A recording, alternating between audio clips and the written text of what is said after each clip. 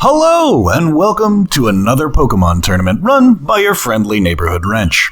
In this tournament, I'm not pursuing some lofty goal like determining the most powerful trainer in all of Kanto and Johto. Though, if that idea interests you, I've got a whole series of videos doing just that you might want to check out from the link in the description.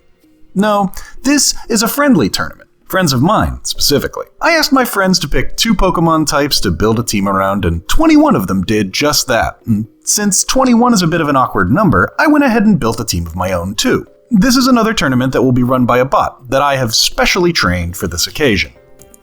Okay, someone was cool enough to program a bot and post it on the internet, and my friend Callisti helped me implement it.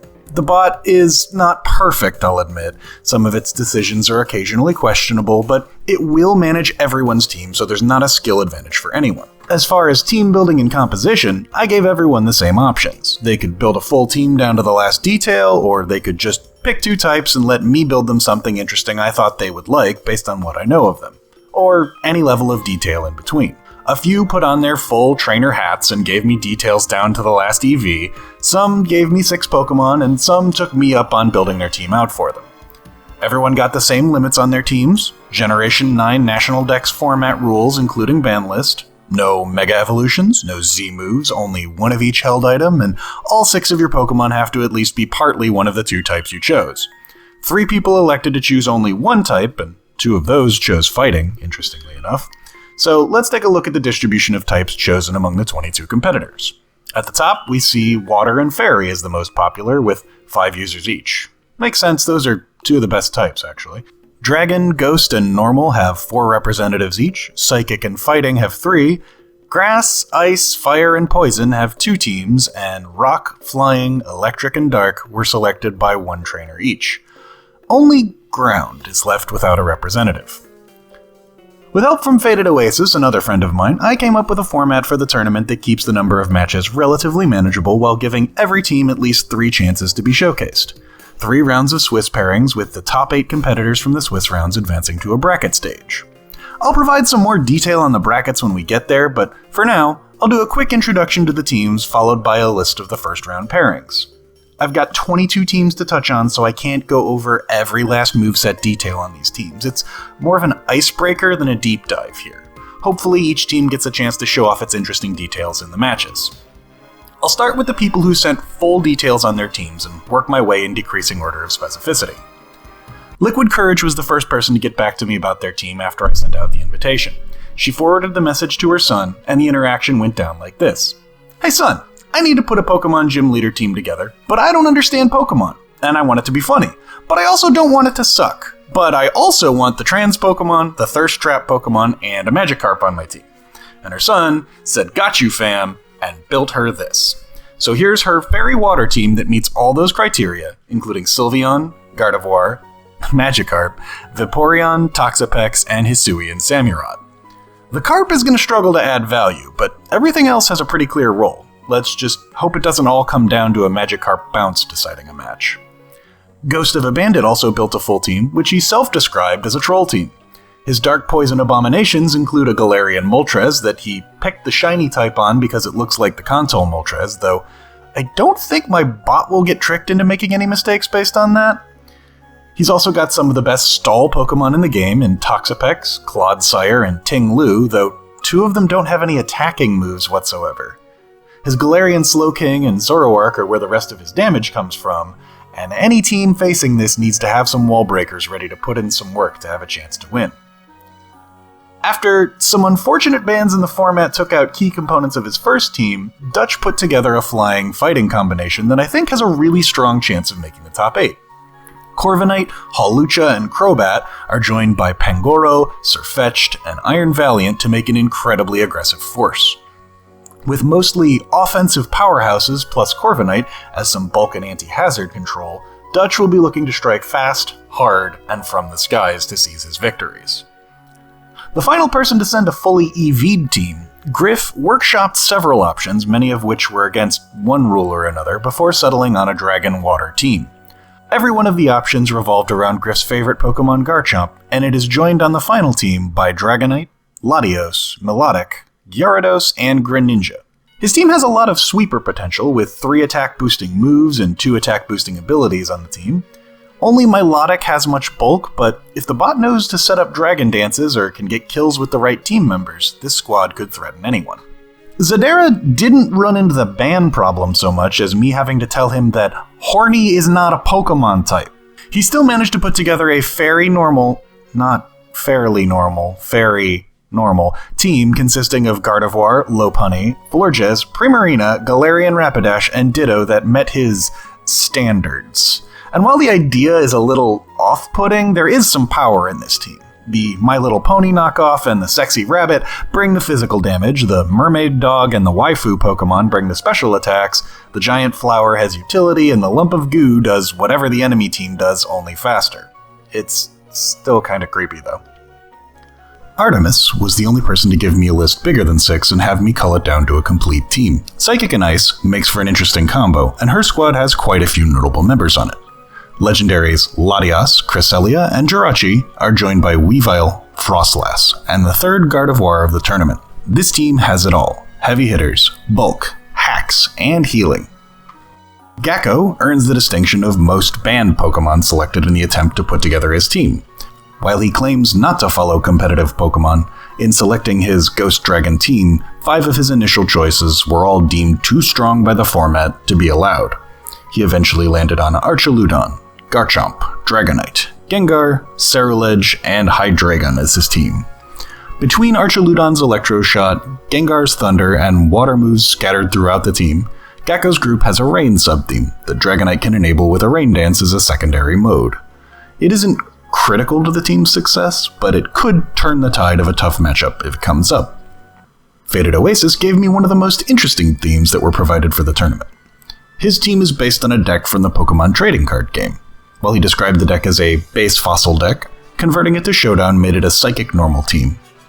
A super tanky Chansey, a Kangaskhan for physical offense, a screen setter Mr. Mime, a tactical nuke Alakazam, a Kadabra with some coin flip offense and gravity to make the coins flip more often in his favor, and a little Abra that only has one move. I hope that poor thing never has to see battle, because its chances are very low if it sees the field of play.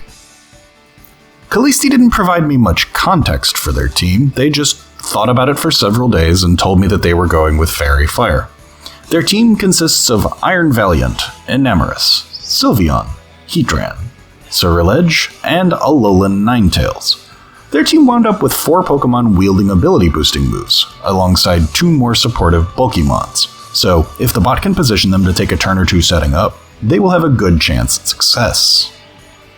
Sage knew he wanted to include his favorite Pokemon, which falls into the Ghost category, and added Grass to come up with a Haunted Forest theme for his eventual team.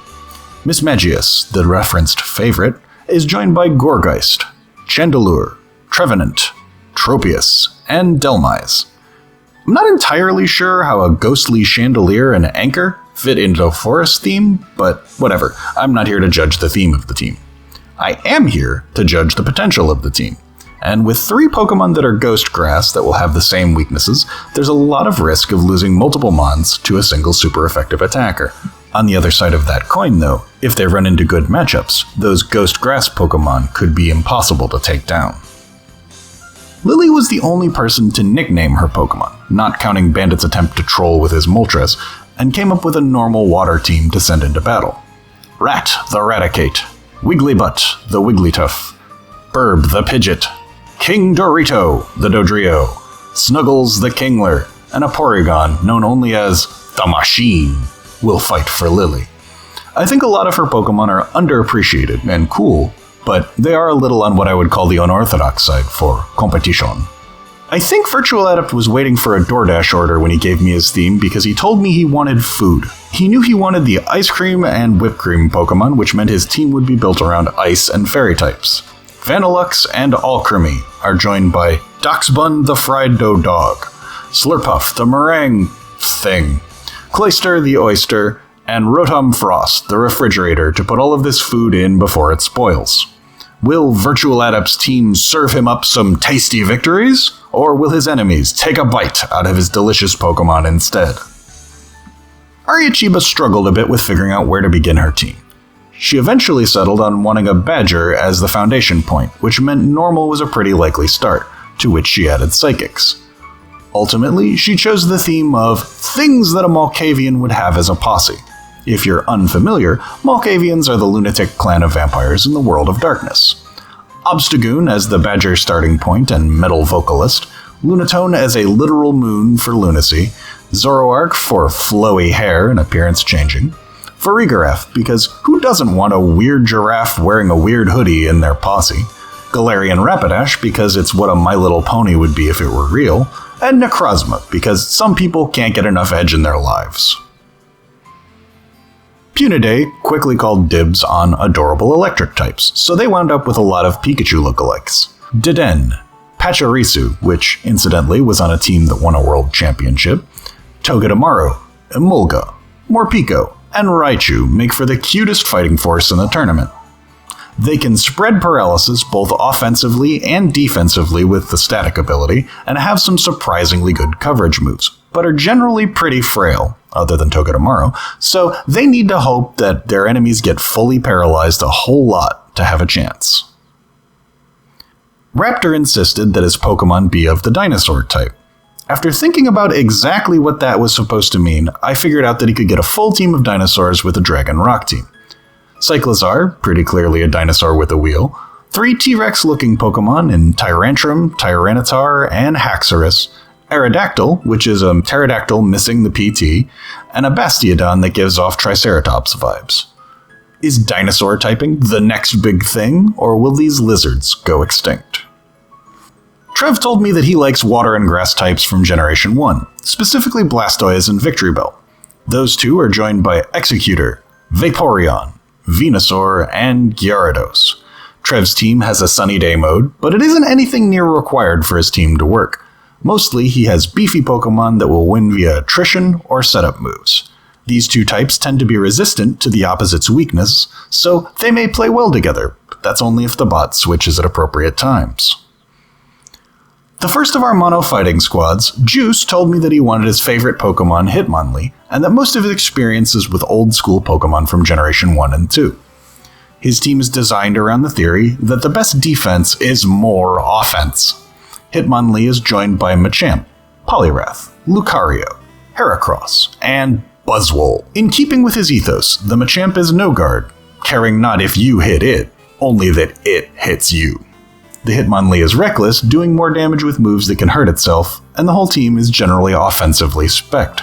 It's also one of the teams not running leftovers, Citrus Berry, or any other healing items, since Juice's fighters have no time for healing unless it's part of a Drain Punch or Leech Life. Vercingetorix had a similar request for his team, also an all-fighting squad that wanted Hitmonlee, but also its cousin Hitmonchan. Hitmontop was added to the mix, as was Machamp, Paldean Blaze Tauros, and Great Tusk. Vercingetorix has a few oddities on his team, with a Hitmonlee that knows mostly punching moves, a new variant of Tauros that is so angry it's on fire, and I believe the only Paradox Pokemon from the past in the tournament. There are several Iron Valiants running around, but those are from the future. Can this band of slightly offbeat Pokemon march to success to the beat of their own drum? Ryan gave me a single Pokemon to include and build around for his team, Sableye. Ghost and Poison were his preferred types, so his team has a decidedly purple theming. On top of Sableye, Ryan's team has 2 Pokemon matching both his types with Gengar and Pecharunt, as well as Overqwil, Okidogi, and Cerulege. This team skews to the newer side of Pokemon releases, with 3 from Scarlet Violet in the DLCs, alongside 1 from Legends Arceus. I'm a big fan of several of the Mons on this team, so I'm hopeful that they do well. Another team that skews towards newer Pokemon is that of Low Key. Her Dragon Ghost Squad has Zygarde 10%, Dhelmise, Sinistcha, Goodra, Dragalge, and Basculegion on it. Honestly, the team has some solid potential. While everything but Basculegion folds to ice, there's heavy hitters in Zygarde and Dhelmise, some attrition options with Sinistcha and Dragalge, and plenty of offensive coverage. Flareon wanted Fairy and Fire Pokemon. Her team starts with Iron Valiant. As a fairy fighting combo, it feels very much like the sort of Pokemon she'd identify with. Skeledirge is a fiery ghost crocodile that sings at you and gets stronger because of it, Hisuian Arcanine is a regional variant of a good old fire doggo. Mimikyu is a ghost that pretends it's a dead Pikachu and has strong setup potential. Victini has maybe some of the most ridiculous fire attacks that aren't banned in the format and is adorable. And speaking of adorable but dangerous, Tinkaton has a broad move pool with tons of supportive options and is also a cute little thing that carries a hammer about twice the size of its body, so you know not to mess with it. And since there were an odd number of entrants, I put together a team myself. Now, before people start saying I rigged the tournament in my favor, I built my team before I helped out with other people's teams, so I wasn't stacking mine with answers to things I knew would be in the tournament. Also, didn't use my best competitive team, which wouldn't work anyway because I mostly play doubles in competitive Pokemon. What I did do was think about something not everyone else considered in building their teams. I thought about who was playing the games. My bot. Since I've watched it play so many games at this point, I know a few things about my bot's tendencies, and while most people's move pools avoid complicated strategies that the bot could easily mess up, mine actively encourages what many would call the bot's biggest weakness: switching. Alola-Mola, Toxapex, Slowbro, Amoonguss, Hydrapple, and Tangrowth all have the Regenerator ability, which means that every time my bot switches, those Pokemon will regain 1/3 of their maximum HP. Everyone else will dread the bot swapping at unusual times, but my team always benefits from a switch. My Grasswater team is full of bulky Pokemon, which means it lacks a bit of punch at times, but playing to my bot's tendencies seemed worth the trade-off. And those are the teams. The first round of Swiss pairings is posted, and I'll read off the matches so players can get to their tables and get the first round started as soon as possible. Match 1 is Juice's Fighting Types taking on Artemis's Psychic Ice Squad. Match 2 has Loki's Dragon Ghost team facing Zadara's Fairy Normal team. Match 3 features Virtual Adept's Fairy Ice combo against Courage's Fairy Water team. Match 4 pits Raptor's Dragons and Rocks against Flarelin's Fire and Fairies. Match 5 will see Griff's Dragon Water team mix it up with Vercingetorix's Fighters. Match 6 is Wrench's Water Grass Squad against Puniday's Electric team. Match 7 will be Faded Oasis's Psychic Normal deck against Dutch's Fighting and Flying types. Match 8 pits Sage's Ghost Grass team against Kalisti's Fairy Fire Squad. Match 9 has Aria Chiba's Normal Psychic Posse facing Trev's Water Grass Mob. Match 10 forces Lily's Normal Water team to suffer Bandit's Dark Poison Abomination. And match 11 will see Ryan's Ghost Poison Regiment squaring off against Gakko's Dragon Ghost team. I'm hoping to do 2 to 3 matches per video, but with significantly less analysis and pre-match talk than in previous videos. This tournament is about action, and there's a lot of it to be had. Hope you come back for the battles, and good luck if you're in the tournament.